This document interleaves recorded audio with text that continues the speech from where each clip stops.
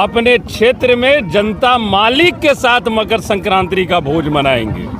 ये निर्णय पार्टी का माननीय नेता का, जिसे हम सब लोग अपना रहे हैं। देखिए 14 तारीख को हम लोग औरंगाबाद उमगा में रखे और आज माननीय विधायक ऊर्जावान साथी भाई गुरुआ के ऐतिहासिक जगह बैजू धाम में आज मकर संक्रांति का भोज का आयोजन है और सभी इस विधानसभा क्षेत्र के सभी पंचायत से जो सबसे नीचे तबके में सबसे निचली अंतिम पंक्ति में बैठने वाले साथी भी हैं, आप देख रहे होंगे आज कुर्सी पर बैठ करके माननीय विधायक जी के नेतृत्व में चूड़ा तिलकुट गुड़ का आनंद ले रहे हैं। इससे बड़ा सौभाग्य और क्या हो सकता है। आगामी चुनाव के लेकर क्या रणनीति है?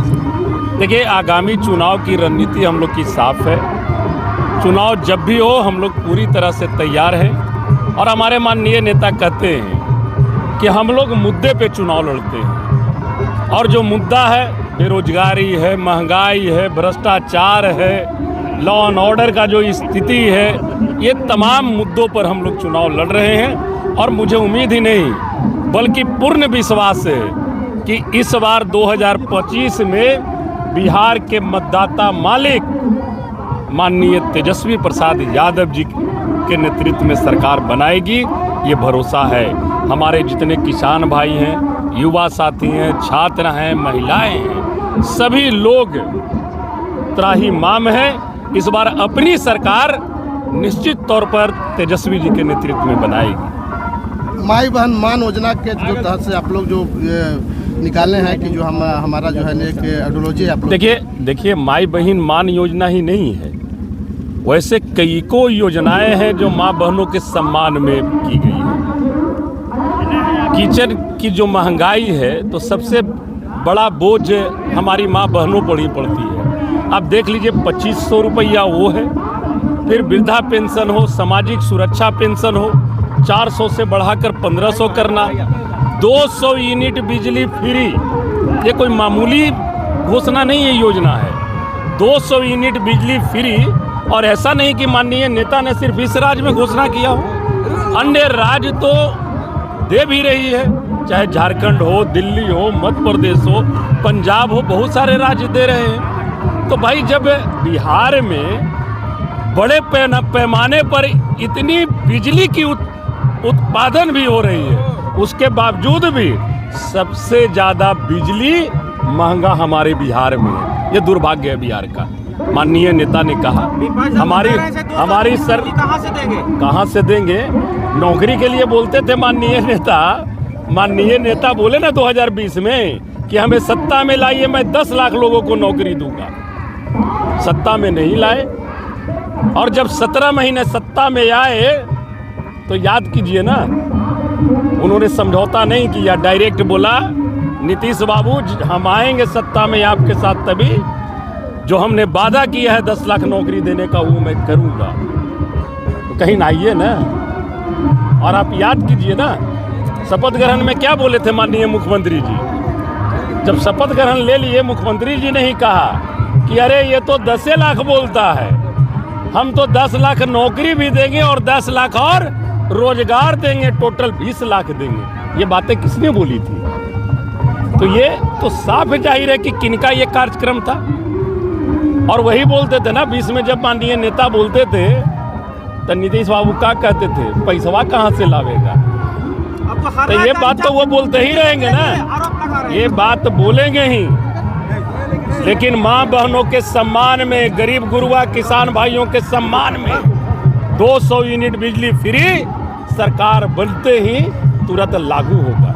अरे भाई सरकार आप बना रहे हैं 50 साल के लिए, क्या 5 साल के लिए सरकार बनेगी। आप एक मौका तो देख के देखिए, 500 में गैस सिलेंडर घर घर पहुंचाई जाएगी, एक मौका तो दीजिए। ये लोग करेंगे तो कुछ नहीं, और जो करना चाहते हैं लोग उस पर ये सवाल उठाते हैं। बिहार में आपका सरकार बनने का तो बिजली 200 यूनिट और जो गैस के बारे में लगता नहीं है ये सरकार बनते ही ये तमाम योजनाएं 1 महीना के अंदर लागू हो जाएगी। चाहे माई बहन मान योजना हो 2500 प्रति माह, वृद्धा पेंशन, सामाजिक सुरक्षा पेंशन जो असहाय लोग हैं 1500 करने का।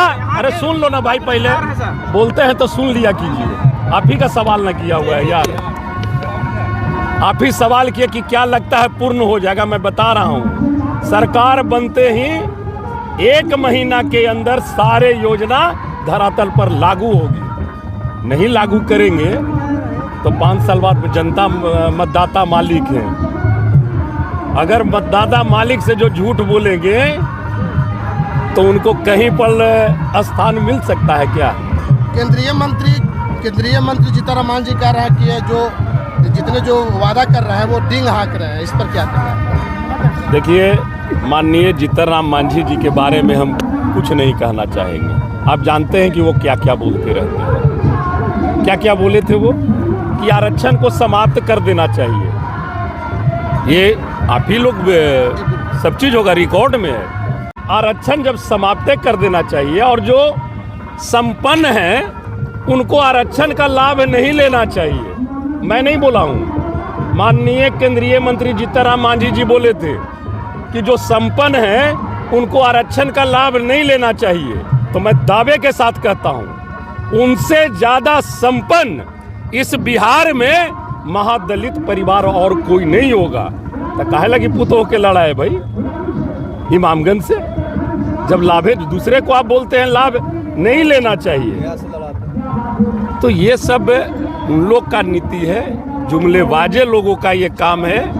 और जहां वो हैं तो फिर वो क्या भाषा का इस्तेमाल करेंगे? आखिरी एक सवाल है सर, बिहार में शराब बंद है, आप लोग का सरकार आएगी तो क्या होगा? निश्चित तौर पर जिस तरह से शराबबंदी है, अमन चैन है, और हम लोग इसमें निश्चित तौर पर सुधार करेंगे। इसको कैसे और बढ़िया तरीके से लागू की जाए, किसी को कोई परेशानी नहीं हो।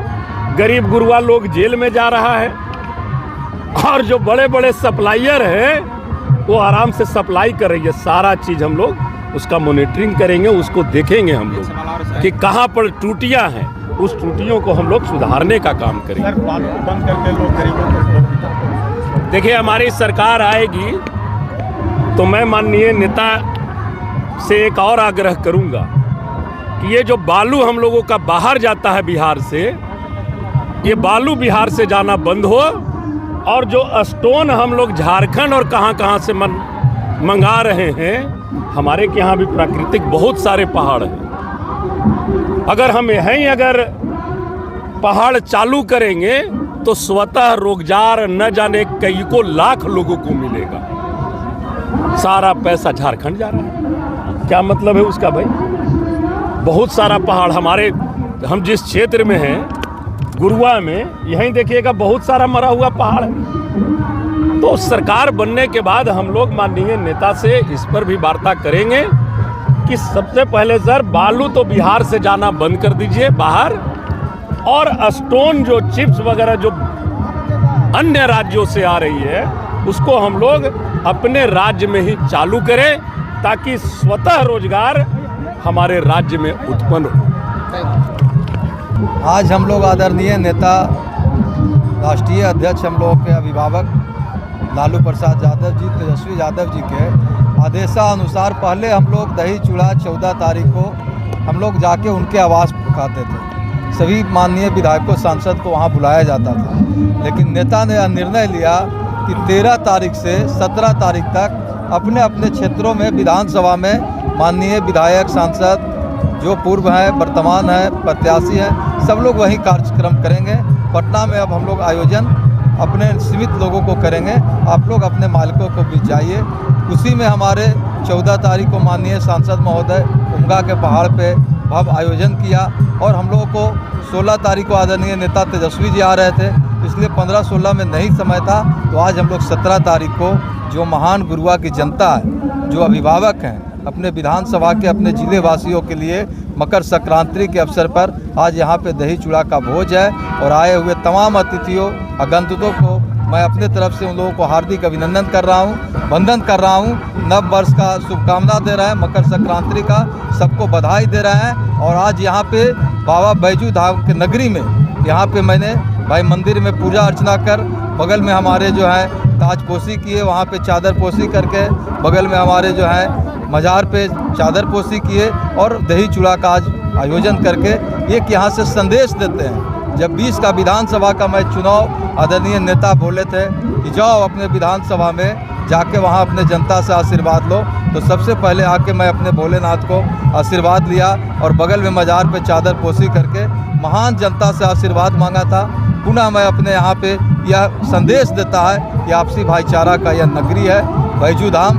सबको आपस में जो भारत सोने का जिस तरह से चिड़िया है, सभी जाति सभी धर्म को रहने का यहाँ पे अधिकार है, उसमें बैजू धाम में ये देखने को मिलता है। यहाँ पे सभी लोगों को आपसी भाईचारे का और आज दही चूड़े से सब लोगों को आपस में मिलने जुलने का एक बहुत बड़ा हमारा ये आयोजन है और सभी लोगों को मैं बधाई दे रहा हूँ, धन्यवाद दे रहा हूँ। सर, डिप्टी सीएम सम्राट चौधरी का कहना है कि हरे गमछा पर पाबंद लगा देना चाहिए, भ्रष्टाचार का प्रतीक है। भ्रष्टाचार तो आप लोग देख रहे हैं कि एक देश के भाई केंद्रीय मंत्री जीतन मांझी जी क्या बोले हैं, आप ही लोग ने दिखाए हैं कि ये नीतीश जी के सरकार में भ्रष्टाचार चरम सीमा पे है। न वीडियो सुनते हैं, न सीओ सुनते हैं, न थाना सुनता है और सारे जगह रुपया की खाली वसूली होती है। और उनके जो अफसर लोग हैं वो रेट खोले हुए हैं ट्रांसफ़र पोस्टिंग का। ये हम थोड़ी बोल रहे हैं, उन्हीं के राज्य में एक बेटा राज्य मंत्री अपने केंद्र में मंत्री, और ही आप देखे होंगे एक सप्ताह पहले उन्होंने बयान दिए, तो क्या बोलते हैं सब लोग जान रहे हैं। ये भ्रष्टाचार का सरकार है, ये सरकार भ्रष्टाचारी है। इसको अभी 25 में उखाड़ के फेंकेंगे। युवाओं का सरकार, गरीबों का सरकार, जो हमारे नेता आदरणीय तेजस्वी यादव जी जिन्होंने घोषणा की है कि अपने माई बहन मान योजना 2500 हर परिवार को देंगे, हर महिलाओं को देंगे। जो विकलांग पेंशन है, विधवा पेंशन है, सामाजिक पेंशन है, 400 में बताइए उसका घर चलेगा, उसको हम लोग 1500 करेंगे। 200 यूनिट बिजली फ्री की ज़रूरत है, तो आज गरीबों के घर में जाके मीटर स्मार्ट लगा रहे हैं। अगर पैसा नहीं होगा, वो अगर 10 दिन मेडिकल में भर्ती रहेगा तो उसका रिचार्ज नहीं होगा और वो अंधेरे में रहेंगे। इसको हम लोग मुक्त करेंगे और ये नेता तेजस्वी यादव जो वादा करते हैं वो निभाने वाले हैं, वो बिहार की जनता जानती है। अभी युवाओं की सरकार, गरीबों की सरकार आदरणीय तेजस्वी यादव जी को मुख्यमंत्री बनाने के लिए बिहार की जनता संकल्पित है। आज के इस प्रोग्राम में अपने क्षेत्रवासियों को क्या संदेश देना? सभी को मैं बधाई शुभकामना देता हूं। गुरुआ विधानसभा से विभिन्न कोने से हमारे प्रखंड अध्यक्ष, पंचायत अध्यक्ष, तमाम कार्यकर्ता, तमाम मतदाता, सभी लोग यहाँ पे आए हैं। सबको मैं बैजू धाम के नगरी में मैं सब लोगों को हाथ जोड़ के प्रणाम करता हूँ, उन लोग से आशीर्वाद लेता हूँ और सबको हार्दिक अभिनंदन, वंदन और स्वागत।